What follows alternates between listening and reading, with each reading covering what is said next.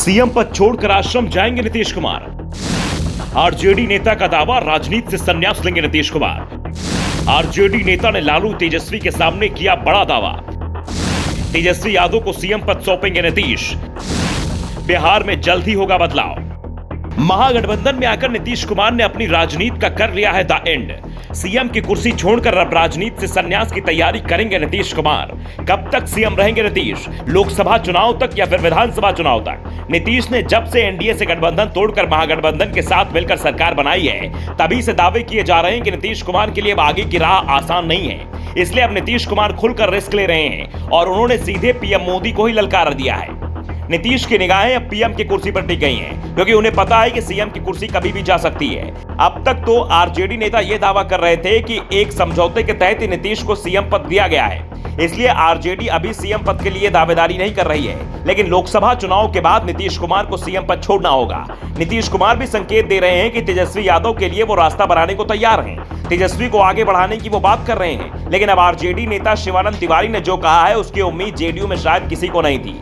शिवानंद तिवारी ने तो साफ कर दिया कि नीतीश कुमार के लिए अब संन्यास का समय आ गया है। पटना में आरजेडी के प्रतिनिधियों के सम्मेलन में शिवानंद तिवारी ने कहा कि 2025 में नीतीश कुमार को अपनी कुर्सी तेजस्वी यादव के लिए खाली करनी होगी। वो तेजस्वी को बिहार की गद्दी सौंप दें और खुद आश्रम में जाने की तैयारी कर लें। राजनीति से दूर होकर लोगों को राजनीतिक प्रशिक्षण देने का काम करें। तिवारी ने कहा कि पिछले दिनों नीतीश कुमार ने कहा था कि वो आश्रम खोलेंगे और राजनीतिक कार्यकर्ताओं को प्रशिक्षण देने का इंतजाम करेंगे।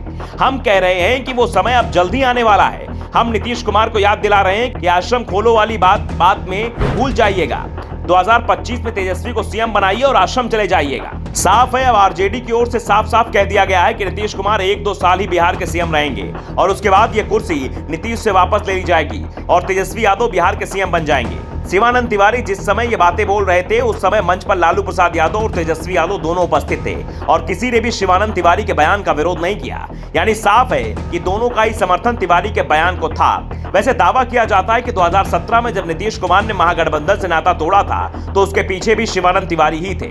वो लगातार नीतीश कुमार के इस्तीफे की मांग कर रहे थे। शिवानंद तिवारी को 2017 से पहले ही तेजस्वी यादव को सीएम बनाने की मांग कर रहे थे।